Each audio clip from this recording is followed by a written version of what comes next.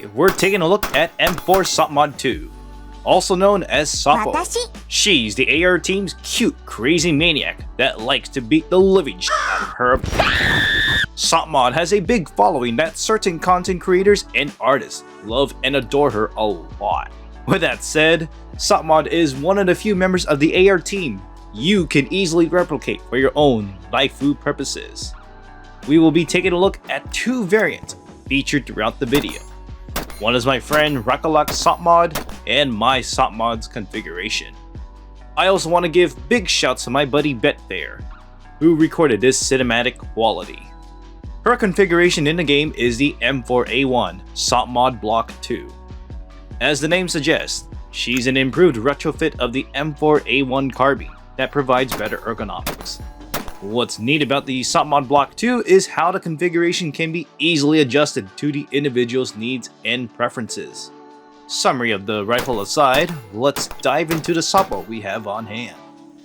Rakalak SOPMOD follows the more proper approach to the game's configuration. Starting from the tip is a surefire war comp, pin and welded to a 14.5 barrel. Going further back, we have the widely known Daniel Defense M4A1 RIS rail.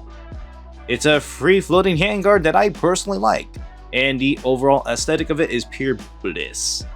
Mounted on the rails are Knight Armament flip-up sights as backup irons, a surefire scout light for white light in darker conditions, and a Magpul AFG2. While SOPMOD is depicted with an EOTech 553, none of us had this particular optic. Instead, Raka opted to go for an EOTech XPS3, and at the rear, a SOPMOD B5 stock. After having a chance of shooting the poster girl at the range,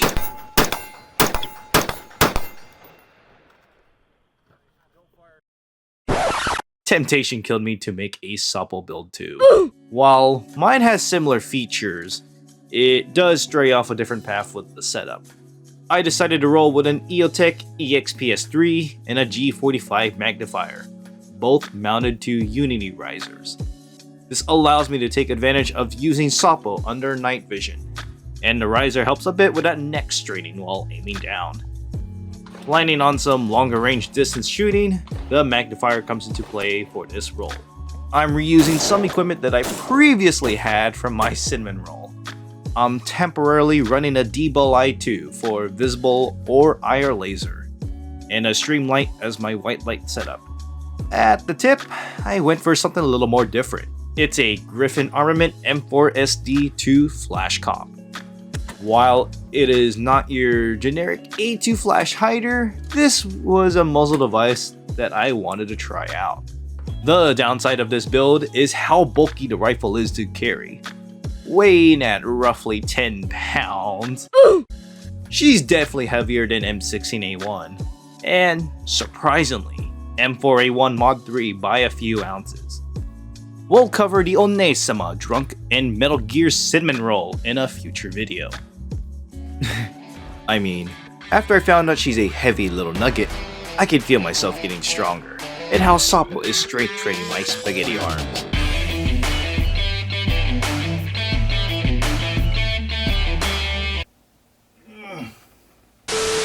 My overall thoughts of Soppo is, she's a nice upgrade up from M4A1, providing quality of life upgrades, and lets you customize your rifle to have specific features and accessories that work best for you.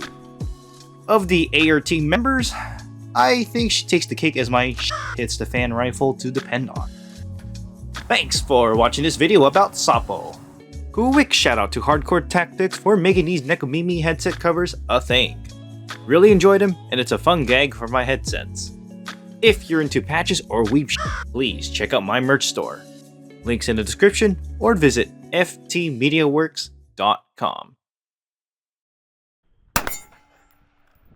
Totally did not just throw that mag back there.